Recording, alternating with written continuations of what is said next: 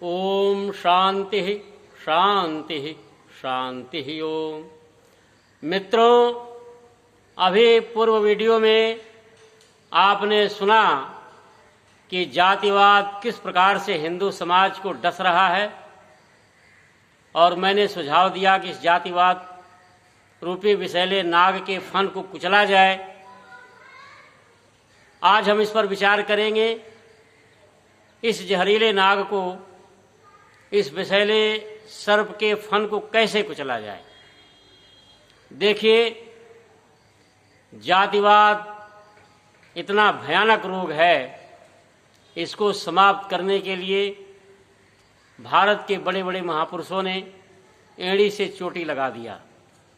भगवान बुद्ध से लेकर के महर्षि दयानंद सरस्वती, स्वामी श्रद्धानंद, महात्मा गांधी आदि तक अनगिनत महापुरुष हुए जिन्होंने इस पर कठोर प्रहार किया। लेकिन यह जातिवाद कभी कम होता है, कभी बढ़ जाता है रूप बदल करके। आज जातिवाद जोरों पर है और हर बिरादरी की अलग अलग सभाएं, संगठन बने हुए हैं और प्रतिदिन प्रतिवर्ष कोई न कोई बिरादरी आरक्षण की मांग करने लगती है। मेरे मित्रों, यह जातिवाद समाज को बांट रहा है, लील रहा है और हिंदू समाज बंटने कटने के कगार पर है। हिंदू समाज का एक बहुत बड़ा वर्ग जो आज अपने को हिंदू कहने से कतरा रहा है और उन लोगों में जोर शोर से प्रचार किया जा रहा है कि तुम अपने को हिंदू मत कहो, अपने को बौद्ध मानो, बौद्ध धर्म का प्रचार कर रहे हैं और जोर शोर से वैदिक धर्म का, वैदिक संस्कृति का विरोध कर रहे हैं। आप इनके साहित्य को देखिए, इनके चैनल को देखिए, सर्वत्र हिंदू संस्कृति, हिंदू धर्म, हिंदू महात्माओं, महापुरुषों की बुराई, शास्त्रों की बुराई। अब तो ऐसे ऋषि मुनि जो किसी जाति संप्रदाय से लेश मात्र भी संबंधित नहीं थे, हमारे प्राचीन काल के ऋषि मुनि कहीं पर भी किंचित मात्र भी, जैसे 6 दर्शन है, इसमें आप देखिए पाणिनि ऋषि हुए, पतंजलि ऋषि हुए, ये लोग मानव मात्र के लिए थे, किसी जाति समुदाय संप्रदाय से नहीं जुड़े हुए थे और मानव मात्र की बातें करते थे। लेकिन उनके भी खिल्ली उड़ाई जा रही है, उनकी बुराई की जा रही है। अभी साइंस जर्नी का एक चैनल एक वीडियो आया है, पाणिनि ऋषि को घोर ब्राह्मणवादी सिद्ध कर रहा है। मेरे मित्रों, तो जातिवाद इतना जहरीला नाग है कि आप जो देख रहे हैं, भारत में मुसलमान ईसाइयों की संख्या जो बढ़ रही है, ये जातिवाद के कारण बढ़ रही है। आज भी हिंदू समाज से खिन्न होकर के कहीं कहीं लोग मुसलमान बन जाते हैं। लोग लालच में भी बनते हैं, लेकिन अपने ही भाइयों से खिन्न होकर के सताए हुए हो लोग ईसाई मुसलमान बन जाते हैं। तो मेरे मित्रों, और बौद्ध तो देखो, भारी संख्या में लोग बौद्ध बन रहे हैं, बहुत जोर शोर से प्रचार हो रहा है सर्वत्र। पंजाब में देखो, उत्तर प्रदेश में देखो, और धीरे धीरे धीरे धीरे पढ़ा लिखा दलित वर्ग हिंदू समाज से कटता जा रहा है। और मेरे मित्रों, ये धीरे धीरे और तेजी से बढ़ेंगे। जैने कभी भी हिंदू महापुरुषों की बुराई नहीं करते, हिंदू धर्म की बुराई नहीं करते, किसी महापुरुष की बुराई नहीं करते। लेकिन जो नवीन बौद्ध लोग हैं, ये सिर्फ जो जातिवाद के कारण से इतने खिन्न हैं कि हर चीज़ का विरोध करते हैं। तो मेरे मित्रों, इस जातिवाद को समाप्त करने के लिए बड़े बड़े महापुरुषों ने क्या क्या प्रयास नहीं किया। पूना पैक्ट के संबंध में महात्मा गांधी ने अपनी जान की बाजी लगा करके अनशन किया था और हिंदू जाति को बंटने से बचा लिया था। इसी संबंध में सनातन धर्म सभा के मान्य महापुरुष विद्वान दर्शन केसरी गोपाल शास्त्री ने लिखा था अपनी पुस्तक में कि हिंदू सूत्रात्मा को छूने वाले महात्मा गांधी ने अनशन रूपी ब्रह्मास्त्र से हिंदू जाति को बचा लिया। तो मेरे मित्रों, उस समय महात्मा गांधी ने बचाया था, अब कौन बचाएगा? बड़ी विकट स्थिति है। आइए इस पर हम गंभीरता से विचार करते हैं। देखिए, हिंदू जाति को बचाने का सिर्फ एक उपाय है, अंतर जाति विवाह। जितने भी उपाय हुए, लेकिन हम देखते हैं कि कहीं न कहीं जातिवाद जो जिस तथाकथित जाति से जुड़ा हुआ है, चाहे कितने ऊंचे पद पर पहुंच जाए, चाहे विद्वान हो जाए, चाहे आचार्य बन जाए, हम देखते उसके अंदर भी कहीं न कहीं जातिवाद भरा होता है।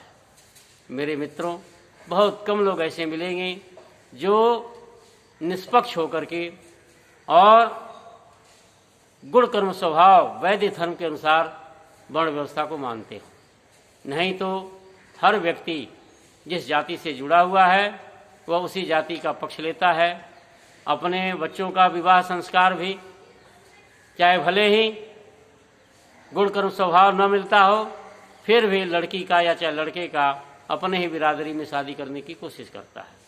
बहुत कम लोग बहुत ऐसे कम साहसी पुरुष होते हैं, सच्चे आर्य समाजी होते हैं, सच्चे वैदिक धर्मी बहुत कम लोग होते हैं जो ऐसा साहस कर सकते हैं, और उनकी मजबूरी भी होती है। क्योंकि जब सारा समाज जाति से जुड़ा हुआ है तो व्यक्ति सोचता मैं अकेले कैसे क्या कर सकता हूँ। जैसे कि तमाम आर्य समाज के प्रारंभिक काल में जब आर्य समाजियों ने दलित लोगों का और जिनको हेय समझा जाता था या जो वैश्य समाज के लोग थे, पिछड़े वर्ग के लोग थे, उनको जब जनेऊ पहनाना शुरू किया तो आर्य समाजियों का घोर विरोध हुआ। आर्य समाजियों का ही जाति बहिष्कार होने लगा और बहुत कष्ट झेला आर्य समाजियों ने।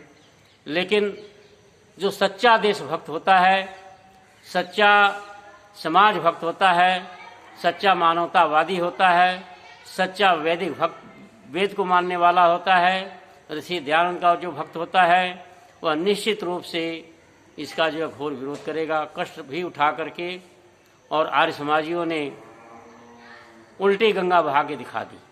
और गुरुकुलों में आज भी देखो, गुरुकुलों में किसी की जाति नहीं पूछी जाती। कोई इक्का दुक्का गुरुकुल का पाखंडी आचार्य होगा जो बच्चों से जाति पूछता होगा। जो भी पूछता है, जाति पूछता है, वह निश्चित रूप से आचार्य नहीं, भ्रष्टाचारी है, वह पाखंडाचार्य है, वह आचार्य नहीं होता है। लेकिन मेरे मित्रों, आर्य समाज ने ऐसे ऐसे गुरुकुल खुलवाए कि जहाँ के सभी बच्चे 10 साल 20 साल शिक्षा ग्रहण करते हैं और किसी को नहीं पता चलता वह किस जाति का है। हमारे गुरुकुल में ही, खेड़ा खुर्द गुरुकुल में ही किसी से किसी प्रकार की जाति नहीं पूछी जाती। किसी कर्मचारी का भी हमें नहीं पता किस बिरादरी का है, गोसेवक का हमें नहीं पता किस बिरादरी का है, भोजन बनाने वाला हमें नहीं पता किस बिरादरी का है, अध्यापक जितने हमें नहीं पता किस बिरादरी के हैं, और बच्चे को भी हमें नहीं पता किस बिरादरी के हैं। ये आर्य समाज ने बहुत बड़ा कार्य किया। फिर भी मेरे मित्रों, यह जो है आर्य समाजी कितने हैं? मुश्किल से हिंदू समाज, पूरे हिंदू समाज में 1% भी नहीं होंगे। तो इनसे क्या होगा? यदि आर्य समाजियों की संख्या 50% हो जाए, हिंदू समाज में 50% हो जाए, तो देख लो देश क्या भाग्य ही बदल जाए, देश की दिशा बदल जाए, देश पुनः जो है विश्वगुरु बन जाए, देश जो है संसार में सिरमौर हो जाए। लेकिन दुर्भाग्य है कि महर्षि दयानंद सरस्वती अल्पकाल में ही हमें छोड़कर चले गए और आर्य समाज में भी कमियां आ गई। तो मेरे मित्रों, आज इस पर हम जब गंभीरता से विचार करते हैं तो देखते हैं कि अंतर्जातीय विवाह ही एक ऐसा एक माध्यम जो बनता है कि जो इस जातिवाद को समाप्त कर सकता है, और पूरा नहीं समाप्त किया तो ये वैमनस्य जो जातियों के बीच में उसको समाप्त कर देगा। आप देखें, आप उदाहरण उठाकर देख लीजिए, जितने भी अंतर्जातीय विवाह होते हैं और सहमति से होते हैं, मैंने कई ऐसे लोगों को देखा है कि अपने बेटे का विवाह दूसरे जाति में किए, सहमति से किए, और अपनी बेटी का विवाह दूसरी बिरादरी में किए, सहमति से किए। मैंने ऐसे विवाह संस्कार भी कराए हैं, अंतर्जातीय विवाह मैंने कराए हैं, जिसमें लड़के वर वधू दोनों के पक्ष के लोग खूब धूमधाम से भाग लिए और सबने आशीर्वाद दिया, सबकी सहमति थी और बड़े मिलजुल करके रहते हैं। अब जो है एक दूसरे की बुराई नहीं कर सकते। ऐसे उदाहरण आप भी देख सकते हैं, सब लोग देख सकते हैं। और यह जो है अंतर्जातीय जो विवाह होता है, यह गुण कर्म स्वभाव के आधार पर होता है। देखो, प्राचीन काल में कई प्रकार से विवाह की चर्चा है शास्त्रों में। ब्रह्म विवाह, दैव, आर्ष, प्राजापत्य, आसुर, गांधर्व, राक्षस और पिशाच, 8 प्रकार के विवाह होते थे। इसमें कुछ तो निकृष्ट हैं और कुछ जो है वैदिक पद्धति के अनुसार होते हैं। और स्वयंवर विवाह हमारे भारत में प्राचीन काल में प्रचलित था। स्वयंवर विवाह, स्वयंवर किसे कहते हैं? स्वयं चुनना, स्वयं वर्ण करना, स्वयं वर्ण करने को कहते हैं स्वयंवर विवाह। सीता जी का जब विवाह होता है तो इस प्रथा को कहते हैं स्वयंवर विवाह। अब स्वयंवर है, रामलीला भी खेली जाती है तो उसमें भी यही दिखाया जाता है, सीता जी का स्वयंवर हो रहा है। प्राचीन काल में स्वयंवर विवाह होता था, यानी स्वयं वर्ण करना। लड़के भी पढ़े लिखे होते थे, लड़का भी पढ़ा लिखा होता था, वर वधू दोनों एक दूसरे को चुनते थे, चुनने की प्रथा थी। इसी को जो है श्रेष्ठ माना गया है। और जो बलपूर्वक बिना बताए, बिना गुण कर्म स्वभाव मिलाए और लगन पत्रा के द्वारा जो मिलाया जाता है, यह सब जो है हानिकारक है, यह सब निकृष्ट है। मेरे मित्रों, वर और वधू के गुण कर्म स्वभाव को प्राचीन काल में देखो शास्त्रों में लिखा हुआ है, और महर्षि दयानंद सरस्वती ने विशद चर्चा करी है अपने ग्रंथ सत्यार्थ प्रकाश में। उन्होंने भी बताया है कि कन्या गुरुकुल से लड़कियों का और बालकों के गुरुकुल से बालकों का जो है गुण कर्म स्वभाव मिलाया जाए, और फिर जिसका गुण कर्म स्वभाव जिससे मिलता हो, आपस की सहमति हो, उनका विवाह किया जाए। न तो कहीं पर भी न कुल पूछने की चर्चा और न कहीं पर जो है जाति पूछने की चर्चा है। केवल वर और वधू एक दूसरे को पसंद करते हों और गुण कर्म स्वभाव मिलता जुलता हो, यानी जो त्यागी तपस्वी हो, अध्यापन का कार्य करता हो, तो उस लड़के का जो है विवाह अध्यापिका से हो। जो सूरवीर हो, क्षत्रिय के गुण जिसके अंदर हो तो क्षत्रिया से हो। व्यापारी का जो है व्यापारी लड़की से हो।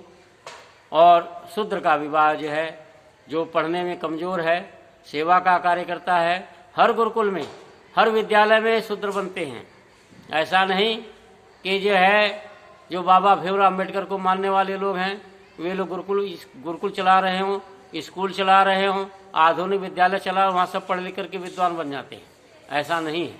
वहाँ पर भी आप देखोगे तो बहुत से बच्चे पढ़ाने पर भी नहीं पढ़ते, और पढ़ते भी हैं तो थोड़ा मोड़ा पढ़ते हैं।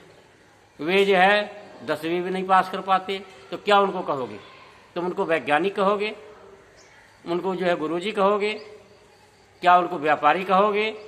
आखिर उनको क्या कहोगे? ऐसे लोग ही शूद्र कहलाते हैं। मेरे मित्रों, शूद्र कोई नीच नहीं होता है। जो इस प्रकार का पढ़ने में कमजोर होता है, पढ़ लिख करके उन्नति नहीं कर पाता है, यानी ब्राह्मण नहीं बन पाया, क्षत्रिय नहीं बन पाया, वैश्य नहीं बन पाया, तो सेवा का कार्य करता है। हमारे गुरुकुल में ही कितने छात्र आते हैं कितने पढ़ लिख करके प्रोफेसर बन जाते हैं, और कितने जो 10 साल 20 साल लगाते कुछ नहीं पढ़ पाते।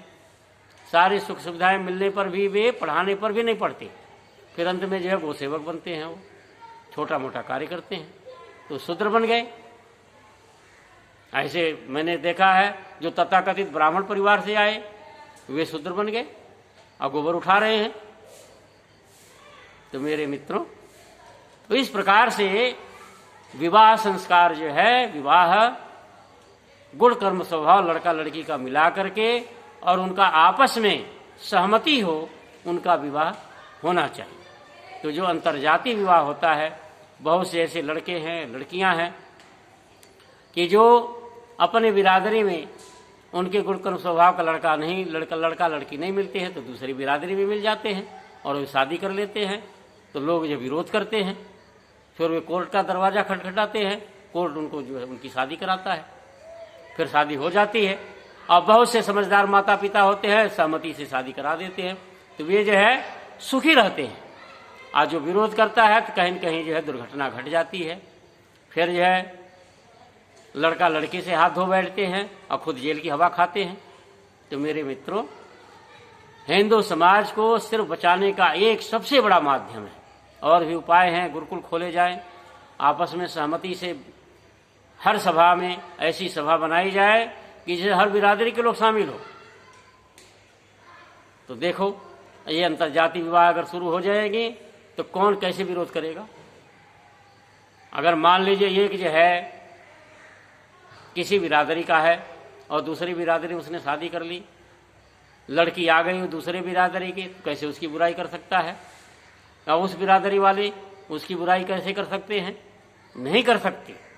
फिर जो है उनकी भावनाएं बदल जाएंगी। इस तरह से जोर शोर से और सरकार के ऊपर दबाव डाला जाए, ऐसा कानून बनाया जाए कि जो अंतर्जातीय विवाह करेगा उनको सरकारी नौकरी में छूट दी जाएगी, उनको जो है सरकार पुरस्कृत करे।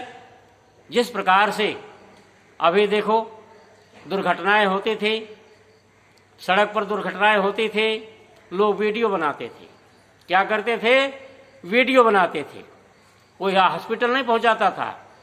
एक्सीडेंट होने के बाद व्यक्ति तड़प रहा है, चिल्ला रहा है, बचाओ बचाओ बचाओ, कोई सुनता नहीं था, लोग वीडियो बनाते थे। और आज दिल्ली सरकार ने यह घोषणा कर दी कि जो दुर्घटना से घायल व्यक्ति को हॉस्पिटल पहुंचाएगा उसको इनाम दिया जाएगा। अब देखो, जैसे घोषणा हुई, लोग जो है सेवा कार्य के शुरू हो गए। इनाम सुन करके अब ऐसी कहीं पर भी अब एक भी घटना ऐसे नहीं सुनाई देती कि लोग वीडियो बना रहे हों, मदद न कर रहे हों। तो इस तरह से अगर सरकार एक घोषणा कर दे कि जो अंतर्जातीय विवाह करेगा उसको जो है सरकारी नौकरी, एक की सरकारी नौकरी पक्की। अभी देख लो, फटाफट अंतर्जातीय विवाह होने लगे और अंतर्जातीय विवाह होते ही वैमनस्य समाप्त होने लगेगा। जो आज एक दूसरे का घोर विरोध कर रहे हैं, यही आपस में सहमत हो जाएंगे, नौकरी भी दी जाए, उनको इनाम भी दिया जाए। तो मेरे मित्रों, यह सबसे अच्छा उपाय, हिंदू समाज के जातिवाद को समाप्त करने का सबसे अच्छा उपाय है अंतर्जातीय विवाह। और आर्य समाज ने यह कार्य बहुत पहले से शुरू कर दिया। आर्य समाज ने इस कार्य को, क्योंकि महर्षि दयानंद सरस्वती बहुत दूरदृष्टि वाले थे महापुरुष, और उनके अनुयायी भी बड़े दूरदृष्टि वाले होते हैं, दूर की सोचते हैं। महर्षि दयानंद सरस्वती 100 साल पहले की सोचते थे और दूर की घटनाओं को जानते थे, इसलिए हर चीज का उन्होंने समाधान बता दिया। हर समस्या का समाधान महर्षि दयानंद सरस्वती के पास है। यदि देश को उन्नत करना है, देश को सिरमौर बनाना है, विश्व गुरु बनाना है, तो सबको महर्षि दयानंद सरस्वती के चरणों में आना होगा। तभी देश जो है विश्व गुरु बन सकता है और सशक्त सबल बन सकता है।